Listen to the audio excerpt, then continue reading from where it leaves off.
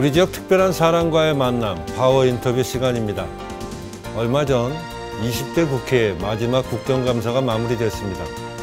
그래서 오늘은 국방위원회 위원장이신 안규백 의원과 의정활동에 관한 다양한 이야기 나눠보도록 하겠습니다. 의원님 안녕하십니까? 네, 안녕하십니까?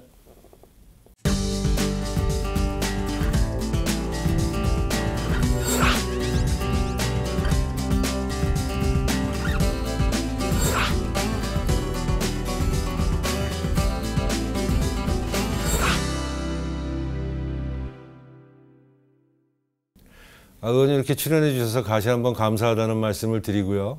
저희 시청자분들한테 인사 말씀 좀 부탁드리겠습니다.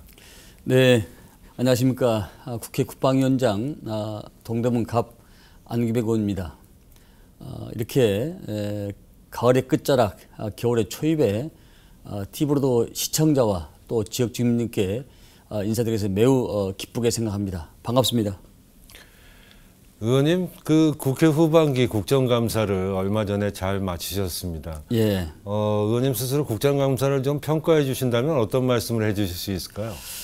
네, 박근혜 정부 탄핵 이후에 이 정치권에서는 극심한 대립이 있었습니다.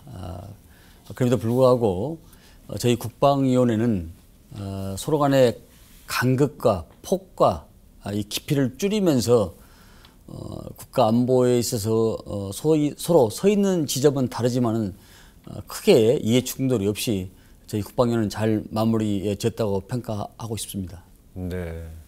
아무래도 위원장님께서 이 포용과 또 소통을 많이 잘 하셔서 그런 좋은 결과들이 있지 않았나 하는 생각도 저도 해보면서요.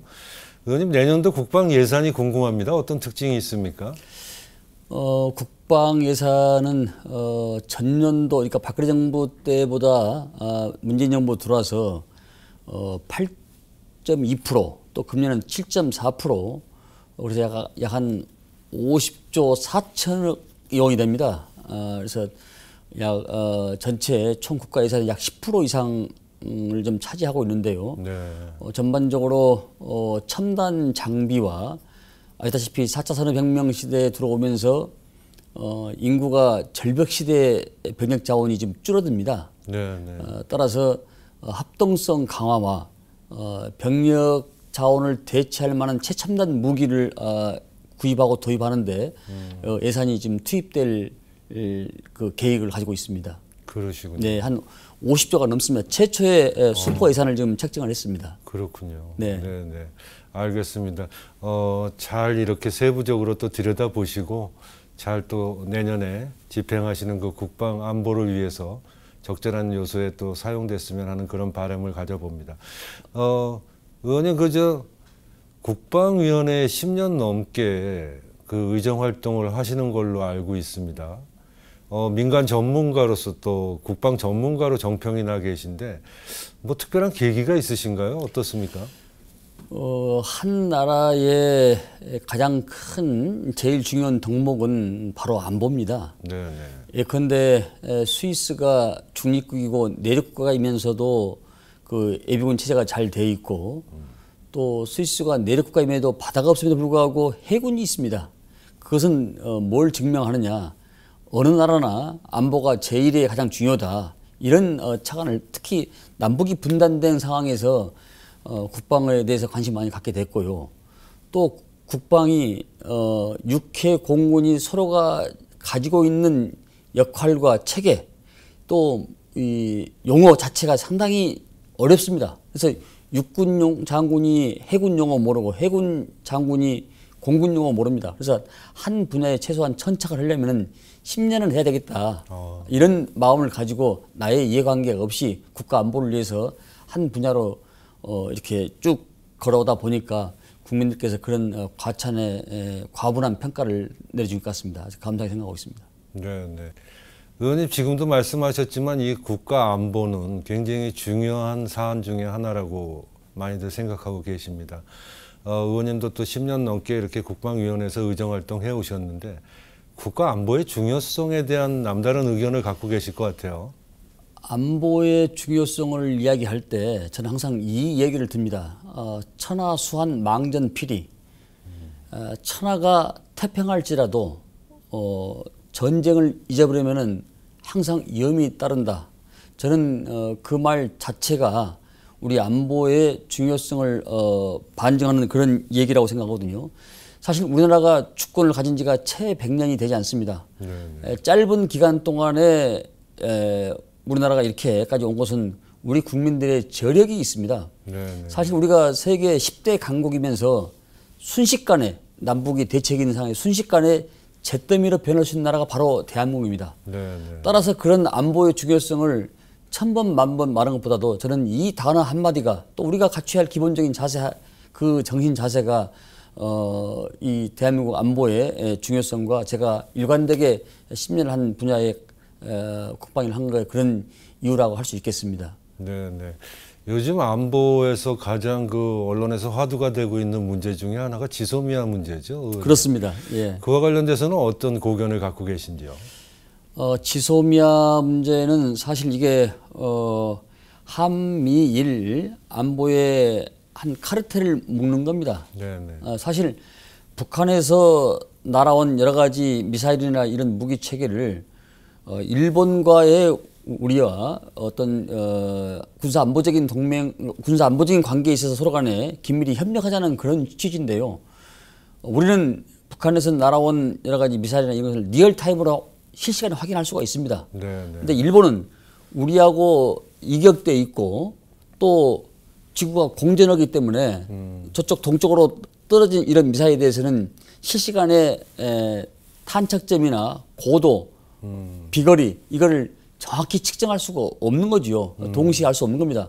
그래서 우리 대한민국의 그 여러 가지 이 다임 요소라 다임, 외교, 정보, 경제 이 네 가지를 가지고 국방력을 보는데 이 정보에 대해서는 아무리 첨단 무기가 발달돼 있어도 우리가 지리적으로 북한하고 인접했기 때문에 우리의 도움이 없이는 일본이 여러 가지 방위력을 갖추기가 쉽지 않습니다. 그렇군요. 그래서 지소미아에 대해서 일본이 한국과의 그런 이 협력 체제를 조약 체제를 계속 갖고자 하는 그런 이유가 바로 거기에 있는 겁니다. 그렇군요. 그런데 화이트리스트랄지 여러 가지 그런 것을 배제를 해놓고 경제적 우선순위를 배제를 해놓고 자기가 좋은 것만 따먹겠다는 것은 어느 국민이 그걸 이해할 수 있겠습니까? 맞습니다. 그리고 지금 현재 미국에서도 여러 가지 지금 미국의 주요 안보 담당자가 지금 한반도를 향해서 오고 있는데 우리를 설득할 것이 아니라 원인 제공을 한 일본을 설득을 해야 저는 그 문제가 좀 풀린다고 생각을 하고 있습니다. 그렇군요. 네. 네, 잘 알겠습니다. 의원님, 그 해안들을 또 가지시고 정부 당국자나 또 국회 관계자들이 이렇게 또 좋은 의견으로 좋은 방향으로 국민들을 위한 방향으로 해결이 됐으면 하는 그런 저는 바람입니다. 무엇보다도 항상 국익에 우선하는 가치는 없다고 생각을 합니다. 저희들도 우리 지금 우리 정부에서도 지소미아 협력 체계를 계속 유지를 하기를 바라는 것이죠. 그러시죠. 종료를 하기를 선언하는 사람이 어디가 있겠습니까? 그러나 일본이 갖고 있는 기본적인 그 가치의 체계랄지 생각을 이걸 근본적으로 변화시키지 않는 한은 우리나라가 지금 세계 10대 강국인 입장에서 일본한테 그렇게 굳이 할 필요가 없다는 생각을 저는 갖습니다. 네, 잘 알겠습니다. 의원님 요즘 또 핫 이슈한 게 있죠. 미국과의 그 방위 분담금 문제인데 어떤 고견을 갖고 계신지 한 말씀 좀 더 해주시죠. 네, 이 방위비 분담금이 사실 예전에는 소파 규정에는 없었는데 91년부터 이 방위비 분담금이 처음 생겼거든요. 우리가 경제가 좋을 때는 2년, 1년만 한 번씩 개정을 했고 연장을 했고 경제가 어려운 IMF 때는 5년마다 한 번씩 했습니다. 시대와 상황에 따라서 약간 좀 융통성이 있었는데요. 보통 우리가 통상 매년 협상을 할 때 매번 협상을 할 때 2% 3% 물가 상승률 리미트 4%를 넘지 않았거든요. 이 인상률이.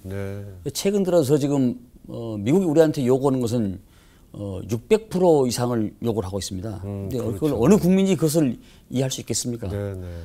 협상을 하더라도 SMA 특별 협정, 방위분담 특별 협정의 규정 틀 내에서 그 기본을 가지고서 우리가 한반도에서 일어나는 정리되는 우리의 한반도에 정리되는 이 부분에 대해서 우리가 책임을 가지고 주권 국가로서 해야지 한반도 외에서 일어난 태평양, 인도태평양 지역에서 일어난 모든 분담물까지 우리 대한민국이 분담을 해야 된다는 것은 부담을 해야 된다는 것은 굉장히 좀 지나치다 이렇게 생각합니다. 그래서 기본적으로 특별협정의 틀 내에서 국민이 이해하고 상식적인 범위 내에서 저는 인상이 돼야 된다고 생각을 하고 그를 위해서 국회에서도 최소한의 뒷받침을 하도록 하겠습니다.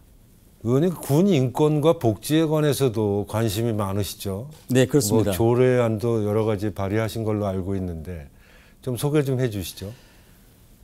군은 국가를 위해서 존재하는 집단입니다. 국가가 위험에 닥쳤을 때 목숨을 초계처럼 바치는 집단인데 그러기 위해서는 군도 우리 사회에 떨어져서 생각할 수 없거든요. 사회가 인권과 복지가 발달할 때 군도 같이 저는 동반해서 따라줘야 된다고 생각을 합니다. 그래서 제가 군인기본법과 복지를 향상시키는 이 법을 발의를 해서 지금 우리 군이 그것을 전체 우리 전군에서 혜택을 보고 있고요. 또 가장 또 중요한 것은 그 예전에 우리 사회자 앵커님 그 군에서 전투체육이라고 있었습니다. 네. 근데 그것이 어느 장관 때 토요일, 일요일 쉬는 날이 많다 해서 이걸 폐지한 겁니다. 그래서 제가 약 10여 년 만에 부활을 시켜서 전 장병들이 어떠한 경우가 있더라도 토요일 날 4시간은 전투 시간을 갖자 해서 그것을 우리 장병들의 체력 증진과 군인 정신을 함양을 위해서 그걸 부활을 시켜서 법제화를 시켰습니다. 그러시군요. 그래서 가장 큰 두 가지가 무엇보다도 저 기억에 남는 법안이라 할 수 있겠습니다. 장병들이 아주 좋아합니다. 그렇군요. 네.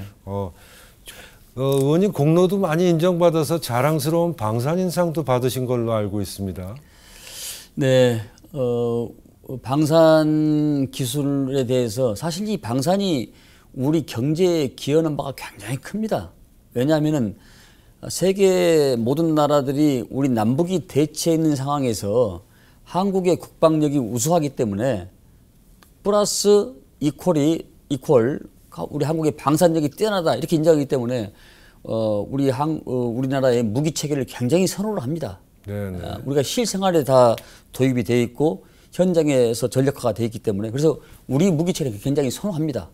더 나아가서 우리가 사계절이 뚜렷한 계절이기 때문에 중동 또 뭐 이렇게 알래스카 또 추운 지방 더운 지방 할 것 없이 사시사철 전천을 쓸 수 있는 그런 무기입니다. 그래서 우리가 독일이나 유럽 이런 나라도 제치고 K9도 세계적으로 수출을 많이 하고 있고 지상 무기에 대해서는 아주 압권을 하고 있죠. 그래서 방산인 수출이 곧 경제 활성화다는 그런 차원에서 국민 경제에 끼치는 그런 측면이 강하다 해서 제가 방산에 대해서 많은 그 관심을 가지고 있고 또 자주국방과 책임국방을 포방하기 위해서는 우리 방산이 더욱더 저는 활성화된다 생각을 하고 있고 더욱 이 모든 그 법안 체계에 뒷받침을 하고 있습니다. 네, 잘 알겠습니다. 막 그 공로로 인해 가지고 자랑스러운 방산인상을 수상하지 않았나 이런 생각을 갖습니다. 네, 그렇군요. 예. 알겠습니다. 의원님 그 국회의원을 처음에 그 비례대표로 시작하셔서 또 19대, 20대 이렇게 지역에 동대문 갑 지역이죠. 그렇습니다. 국회의원으로 또 활동을 하고 계신데 처음에 국회의원이 된 계기가 어떻게 되십니까? 궁금하네요. 저는 그 정치꾼과 정치가로 저는 구분을 싶습니다. 좁은 시야와 또 자기적인 이기적인 가진 사람은 정치꾼이고 정치가는 어떤 그 가치의 권력의 가치에 배분을 하고 또 창의적이고 창조적인 아이디어를 가진 사람이 우리 한자에다가 자자를 붙입니다. 그래서 작가. 작가는 글을 쓰는 사람 아닙니까? 그렇죠. 그런데 일본 사람들은 이 작가를 뭐라고 하지 않습니까? 집 짓는 사람이라고 합니다. 그렇군요. 지을 작자, 집 갖자. 근데 우리는 작가가 우리로서는 창의적인 아이가 창조적인 글을 쓰는 사람. 그러니까 우리는 이 꾼과 가짜는 구분이 있는 것이죠. 그렇죠. 확연히 다르죠. 그래서 저는 제가 가지고 있는 능력과 열정을 공동체 사연을 구현하기 위해서 좀 기하고 싶다 이런 욕망이 좀 강해서 정치의 꿈을 갖게 됐던 것이고 또 그것을 골고루 이렇게 지역민들과 또 지역을 초월한 국가를 위해서 봉사하고자 하는 그런 생각이 다른 사람보다 좀 강했던 것 같습니다. 그래서 이 길로 들어섰습니다. 네. 앞으로도 계속 또 다양한 의정 활동을 펼쳐주시길 저희도 기대해 보면서요. 의원님 이렇게 쭉 의정 활동 하시면서 기억에 남으시는 순간도 많으실 것 같아요. 뭐 의정 활동 순간이 뭐 어느 순간 이렇게 빠뜨릴 수가 있겠습니까만은 제가 당뇨로서 성장한 사람이기 때문에 특히 당 사무총장을 맡고 네.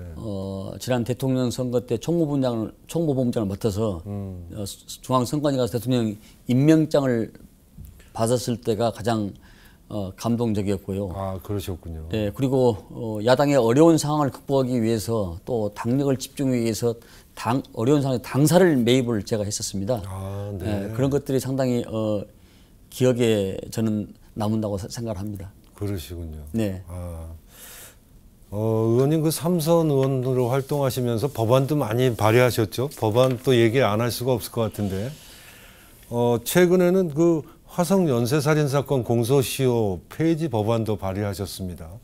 뭐 국방 전문가기도 하지만 또 이런 국민들의 일반 실생활과도 또 그 관계가 있는 이런 법안도 발의하셨는데 좀 네, 소개해 네. 주시죠. 저는 정치하는 사람은 일반 사람하고 약간 좀 달리 공감 능력이 좀 있어야 된다 생각합니다. 남의 마음을 내 아픔으로 여기고 남의 힘든 점을 내 마음처럼 여겨서 내 마음을 헤아려서 남의 마음을 이해할 수 있는 이런 공감 능력이 뛰어나지 않고 공감 능력이 없는 사람은 저는 이 정치적인 활동 공간에서 국민을 위해서 기여하는 것이 상당히 좀 힘들다는 생각을 갖습니다. 네. 이 화성 연쇄 사건을 제가 발의하게 된 것은 반국민적이고 극악무도한 사람한테는 네. 이 공소시효를 배제해서라도 이건 끝까지 추적을 해서 그건 처벌을 해야 된다. 네, 그래서 네. 일반 법하고는 뭐 상당히 배치된 측면도 있습니다만 그래서 이걸 특별법으로 법을 만들어서 전두환 5.18 그 학살을 원흉자도 특별법을 만들어 처벌했지 않습니까? 네, 네. 공소시효를 배제한 특별법을 만들어서라도 항상 악이 선을 이길 수 없다. 이것을 국민들한테 심어줘가지고 다시는 이런 일이 일어나지 않도록 하기 위해서 제가 이 관계자 당사자의 그런 아픈 마음을 헤아려서 제가 특별법을 제정하게 된 것입니다. 그렇군요. 네. 많은 분들이 이 법안에 공감하지 않으실까 하는 저도 그런 생각을 좀 해봤고요. 경찰에서도 이 법안에 대해서 적극적으로 찬성을 한다. 네, 네. 빨리 이 법안이 통과돼서 이 문제에 대해서 좀 규명이 좀 됐으면 좋겠다. 이런 생각을 지금 가지고 있습니다. 네, 알겠습니다. 의원님 이렇게 뭐 국방 전문가 또 일반 국민들을 위한 여러 가지 법안 발의하시고 이렇게 활동을 많이 하시는데 아무래도 뭐 정치를 하시는 분이니까 저희들이 제일 궁금한 게 의원님 그럼 과연 정치란 무엇이라고 생각하시는지 한 번 더 질문을 드려보고 싶습니다. 정치는 사실 이론적으로 정치학자 숫자만큼이나 아주 다양하고 많다고 합니다. 일반적으로. 네. 근데 저는 기본적으로 정치는 사람에 대한 사랑의 실천이다. 정치에 있어서 사람이 빠지면은 그건 하나의 공허하고 권력욕에 집착한 것이다. 그래서 저는 정치는 사람에 대한 사랑의 실천이다라는 그런 생각을 가지고 어떤 시정에 있는 장사미사나 모든 사람들도 그 사랑하는 마음, 사람을 아끼는 마음, 그 실천하는 마음, 그런 마음으로 저는 일관되게 하고 있다는 것을 말씀을 드리고 싶습니다. 네, 알겠습니다. 네. 사랑으로 실천하는 정치가 꼭 이루어지시기를 저희도 기대해 보면서요. 의원님 20대 국회가 마무리가 돼가고 있는데요. 어떻습니까? 앞으로의 다양한 계획들이 그래도 있으실 것 같아요. 뭐 지역 얘기도 좋고 좀 다양한 계획들에 대해서 좀 얘기해 주시죠. 제가 상당히 정치적 운이 좋은 것 같습니다. 네. 때가 돼야 꽃이 피고 과실이 딸 수 있는데 이번에 서울시가 생긴 이후에 저희 청량리 해기동 일원에 5,034억이라는 예산이 투여가 됩니다. 네, 네. 특히 내년에는 해기동 해기역부터 카이다 홍릉까지 625억 원이 투자가 돼서 스마트 문화거리가 조성이 되고요. 다양한 그야말로 청량리가 뽕나무 밭이 변해서 바다가 되는 상전백해가 되는 이런 일대 변화가 옵니다. 네. 8년 전에는 제가 처음 출마하기 전에는 6개 지하철, 전철, KTX 노선에서 지금은 이제 앞으로는 3년에 15개가 다닙니다. 네, 네, 네. 청량리가 그래서 요새 상당히 붐이 일어나고 있는데 모든 길은 청량리로 통한다 이런 이야기가 나올 정도로 지역 변화가 상당히 많이 일어나고 있습니다. 동시에 제가 지난 4년 동안에 서울과 국회와 또 지역을 오가면서 정말 지역을 생각하고 국민을 생각하고 이런 시간들이 아주 소중했던 시간들이 하나씩 과실을 따는 느낌이고요. 네. 이제 아시다시피 내년 4월 달에는 이제 선거입니다. 선거인데 네. 지역 주민들이 제 안규백 이름 석자를 기억하면서 그 사람 좀 신뢰할 수 있는 사람이다. 이런 평가를 받고 싶은 것이 제 마지막에 제 욕망이자 욕심이라고 말할 수 있겠습니다. 네, 잘 알겠습니다. 예. 의원님이 맡고 계신 지역도 많은 발전을 또 원하시고 또 이루어내시길 저희도 기대해 보면서요. 앞으로의 의정 활동도 더 남은 기간 동안 국민을 위해서 활동해 주시길 다시 한번 당부드리면서 의원님 모시고 이렇게 말씀 듣다 보니까 어느덧 준비된 시간이 다 된 것 같습니다. 끝으로 저희 시청자분들한테 남기시고 싶은 말씀이 있으면 한 말씀 좀 더 부탁드리겠습니다. 네, 사랑하는 시청자 여러분, 항상 언제 어느 때나 여러분이 있는 곳에 저는 항상 달려갑니다. 여러분의 손바닥의 체온을 느끼면서 여러분과 함께 우리 사회 공동체 발전과 또 국가 발전을 위해서 최선을 다하겠다는 말씀을 드리고요. 또 동시에 여러분이 있는 곳에 항상 저 안규백이 있다는 생각을 가지시고 여러분과 함께하는 그런 정치를 계속 해 나가도록 하겠습니다. 여러분들의 많은 응원과 지도 편달을 바랍니다. 감사합니다. 네, 의원님 국민과 함께 하시겠다는 그 말씀이 우리 시청자분들한테 다가서길 저희도 기대해 보면서요. 바쁘신 중에도 오늘 이렇게 출연해 주셔서 다시 한번 감사드리겠습니다. 네, 감사합니다. 고맙습니다. 예.